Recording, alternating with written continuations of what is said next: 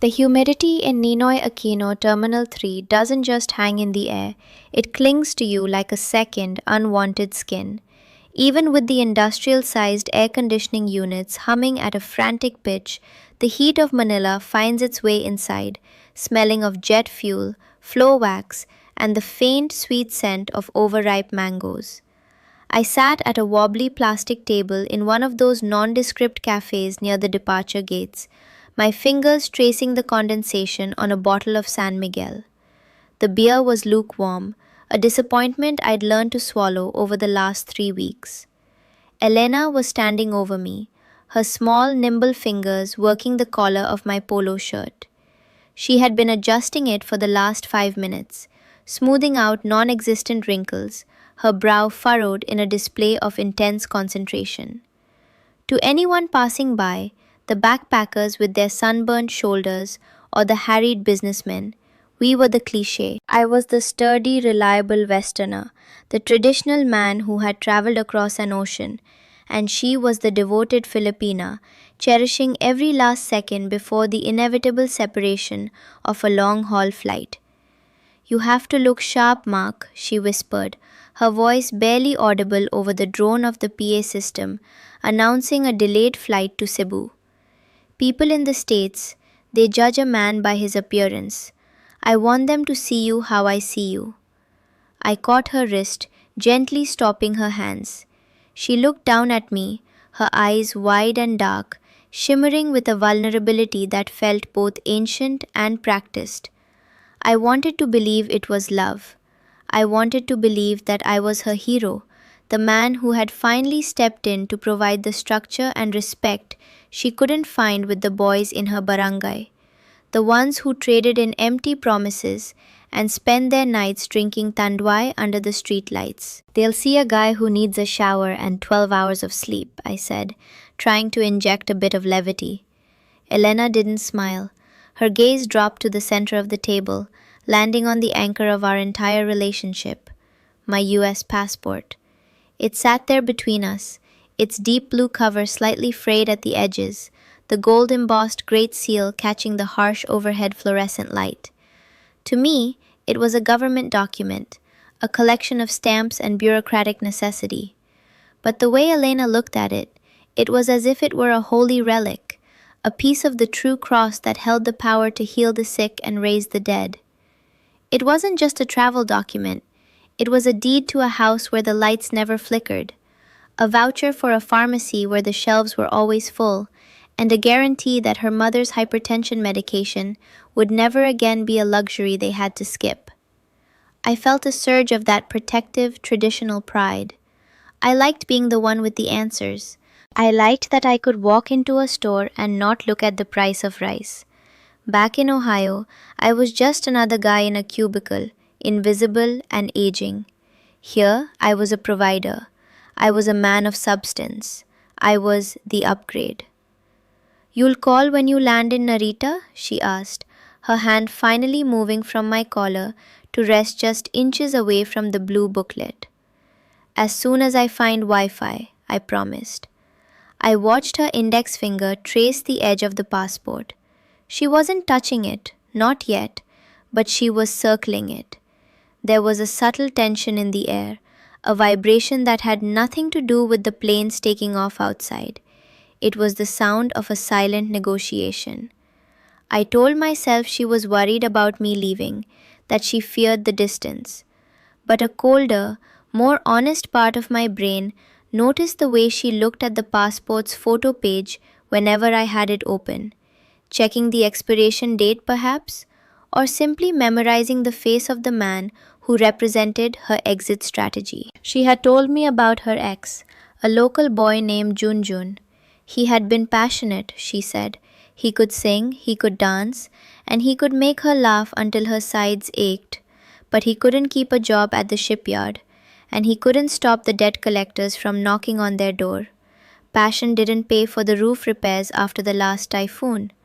"I prefer a man who is stable," she had told me once, over a dinner I'd paid for without a second thought. "A man who knows his responsibilities." I took a long pull of the lukewarm beer. The bitterness sat on my tongue, matching the sudden, sharp realization that the gentlemanly nature she praised was really just a synonym for my credit limit. I looked at her, really looked at her, and saw the exhaustion hidden behind her carefully applied makeup. She was working a job, and that job was me. The PA system crackled to life again, a woman's voice cutting through the terminal. Final boarding call for flight UA 190 to San Francisco. All remaining passengers, please proceed to gate 15. I stood up, the legs of the plastic chair screeching against the tile. Elena's hand finally bridged the gap, her fingers brushing against the blue cover of the passport before she picked it up and handed it to me. Her grip lingered on it for a fraction of a second too long, a tiny tug of war that made my heart hammer against my ribs. Don't forget this, she said, her smile not quite reaching her eyes. You can't go anywhere without it. 12 hours later, the San Francisco International Airport felt like a sterile, refrigerated tomb. The air was crisp and devoid of scent, a jarring contrast to the heavy jasmine and diesel perfume of Manila. I sat in a terminal lounge, my laptop open, but my eyes fixed on the flickering screen of my phone. The first crack didn't come from a shout, it came from a vibration. Elena had messaged me while I was over the Pacific. A string of heart emojis followed by a photo of her in the yellow sundress I'd bought her at the SM Mall of Asia. Missing my gentleman already. The house feels so empty without your voice, it read. I felt the familiar swell of pride, the traditional man receiving his due. But then I scrolled back through our previous chats, looking for a specific photo she'd sent of a restaurant receipt we'd shared. My finger slipped, and I saw a cached image I hadn't noticed before. It was a screenshot of a bank transfer interface, partially obscured by a photo of a sleeping kitten. The date on the transfer was 3 days ago. The amount was significant, nearly half of what I'd given her for emergency dental work. The recipient wasn't a clinic. It was a name I recognized from her stories, Junjun. I stared at the screen, the blue light stinging my tired eyes. Stability, she had said. A man who knows his responsibilities. I remembered the way she'd looked at me during our final dinner, her eyes welling with tears as she talked about my kind heart. Was the kindness the draw, or was it the liquidity? My phone buzzed again, a FaceTime request. I answered, and Elena's face filled the screen. She was back in her barangay, the familiar roar of motorbikes and the crowing of roosters in the background. She looked exhausted, her hair pulled back in a messy bun, the devoted mask slightly askew. "Mark, you look so tired," she said, her voice pitched in that high, melodic tone she used whenever she wanted something. "Did you eat? You have to take care of yourself. You are my everything now." "I'm fine, Elena," I said, my voice sounding flat even to my own ears. "I saw your message about the house being empty." "It is," she pouted, a practiced gesture that usually made me want to fly back immediately. "Even Mama is sad. She keeps asking when the American giant will return." There was a noise behind her, a muffled laugh, the sound of a plastic chair scraping against a floor. Elena's eyes flickered to someone off camera, a momentary lapse in her focus. Her expression shifted for a millisecond, not fear, but a sharp, commanding irritation that I'd never seen directed at me. She barked something in rapid-fire Tagalog, her voice dropping an octave, sounding nothing like the gentle Filipina I thought I knew. "What was that?" I asked. She turned back to the camera, the sweet smile snapping back into place instantly. The transition was so seamless it was terrifying. "Just the neighbor's kids, Mahal. They are so noisy, no discipline, unlike you." "Elena," I hesitated, the upgrade persona beginning to feel like a costume that was 2 sizes too small. "About the money I gave you for the dentist, did you get the receipt? For the insurance back home?" The silence that followed was only 3 seconds long, but it felt like an eternity. I watched her brain work, watched her calibrate the exact response needed to keep the traditional script from unraveling. The doctor, he said, the system was down, she said, her voice softening, becoming breathy and vulnerable. He will text it to me. Why do you ask, Mark? Don't you trust me? She used my name, not Mahal, not Honey. It was a subtle shift, a defensive posture. For the first time, I noticed the way she was holding her phone.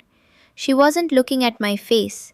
She was looking at her own reflection in the corner of the screen, adjusting her hair, ensuring the devoted image was still intact. I trust you, I lied. The words felt like lead in my mouth. Good, she said, her smile widening, though her eyes remained cold and calculating. Because Mama's blood pressure, the medicine is finished tomorrow. I was going to ask if you could check the Western Union, just so I don't have to worry while you are sleeping. I looked down at my passport, which I had placed on the table next to my laptop. The gold seal looked dull under the airport lights. I wasn't her hero. I wasn't even her boyfriend. I was a subscription service, and the first payment of the month was due. I'll check, I said. As we hung up, the last thing I saw before the screen went black wasn't her waving goodbye. It was her eyes darting back to the person off camera, her face hardening into the expression of a woman who was very, very tired of working her shift. 2 weeks later, the silence of my house in suburban Ohio felt heavy, a pressurized vacuum that made my ears ring.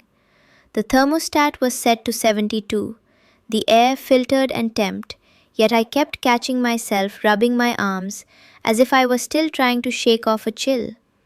I was back in the cubicle, back to being the man whose name people forgot by the water cooler. But my bank account was active. I sat at my mahogany desk, the one I'd bought because it looked executive, and stared at the Western Union confirmation page on my monitor. The send button was a pulsing blue rectangle, a digital gatekeeper. My phone vibrated. It was a notification from a burner Instagram account I'd set up months ago, one that followed a few of the local boys from Elena's barangay. I hadn't checked it in days. I clicked a story posted by Junjun. It was a shaky, low-res video shot at night. The music was loud, Tagalog rap thumping through blown-out speakers. The camera panned across a table crowded with Red Horse beer bottles and plates of sizzling sisig. Then it settled on Elena. She wasn't the girl in the yellow sundress. She was wearing a tank top, her face flushed, laughing with a jagged, genuine wildness I had never seen. Junjun's arm was draped heavy across her shoulders, his thumb hooked into the collar of her shirt, the same collar she had spent 5 minutes meticulously straightening for me at the airport. He said something in her ear, and she threw her head back, her hand landing on his thigh with a casual, permanent familiarity. In the corner of the frame, parked just behind them, was a new XRM motorbike, its chrome rims gleaming under the string lights. It was the emergency dental work and the hypertension medication rendered in steel and rubber. There was no anger, only a profound clinical clarity. The traditional man narrative wasn't a bond, it was a job description. I hadn't found a woman who shared my values. I had hired a woman who could simulate them. She wasn't a victim of her circumstances, and I wasn't a savior. We were two people engaged in a high-stakes trade. I provided the capital that allowed her to keep the life she actually wanted, and she provided the performance that allowed me to feel like the man I wished I was. She wasn't choosing me over the local boys. She was using me to subsidize them. The stability she praised wasn't an emotional preference, it was a resource. My phone chimed with a fresh message from her. Good morning, my king. I am just waking up and thinking of your kind heart. Mama is feeling better because of you. I count the days until you are back in my arms. I looked at the video again. She was leaning into Junjun, the two of them a single breathing unit of shared history and language. Then I looked at the send button on my screen. The power dynamic was finally stripped bare. I wasn't the one in control because I had the money. She was the one in control because she knew exactly what that money was worth to me. The temporary relief of not being alone in a quiet house in Ohio. I was paying for the right to believe my own lie. I moved the cursor. I didn't close the tab. I didn't send a scathing text. I didn't demand the truth. The truth was right there, blinking in the blue light of the terminal. I clicked send. The confirmation number appeared instantly. I picked up my phone and typed back, "I miss you too, Elena. Take care of yourself and Mama." I just sent the transfer. I put the phone down and sat in the filtered air, watching the cursor blink on the screen, waiting for the next shift to start. O silêncio na minha casa em Ohio agora tinha um peso diferente. Não era mais o vazio de um homem solitário, mas a quietude clínica de um escritório após o expediente. Eu estava sentado na poltrona de couro, observando os flocos de neve caírem do lado de fora da janela, cobrindo o gramado suburbano perfeitamente aparado. Meu celular vibrou no braço da poltrona. Uma notificação do banco. Transferência retirada em Cebu City. Logo em seguida, a mensagem dela. Uma foto de um prato de comida caseira, à luz da lâmpada fluorescente estourada sobre o arroz. Pensando em você em cada refeição, meu cavalheiro. Você nos salvou novamente. Eu não procurei pelo vídeo de Junjun dessa vez. Eu não precisava. Eu conseguia fechar os olhos e ver a cena. O brilho da moto nova, o riso dela que eu nunca possuí, o toque dele que não custava um centavo. A imagem não me feria mais porque eu tinha parado de tentar encaixá-la no roteiro de um romance de cinema. A tradição que eu tanto buscava nela, a submissão, o cuidado, o foco absoluto no homem, não era uma virtude ancestral que as mulheres do meu país tinham perdido. Era uma mercadoria que eu tinha o privilégio de importar. Helena não era uma golpista, e eu não era um otário. Éramos dois profissionais fechando um contrato trimestral. Ela vendia a ilusão de que eu era um gigante, um protetor, o último dos homens de valor. Em troca, eu financiava a realidade dela com o homem que ela realmente amava, garantindo que o teto deles não caísse e que a mesa deles estivesse cheia. Eu me levantei e caminhei até o espelho do corredor. Vi o homem de meia idade, o funcionário invisível, o americano médio que o resto do mundo ignorava. Ali, no reflexo, a verdade era crua e sem filtros. Eu não tinha vencido os rapazes locais por ser mais culto, mais bonito ou mais cavalheiro. Eu tinha vencido porque o meu tédio era mais lucrativo do que a paixão deles.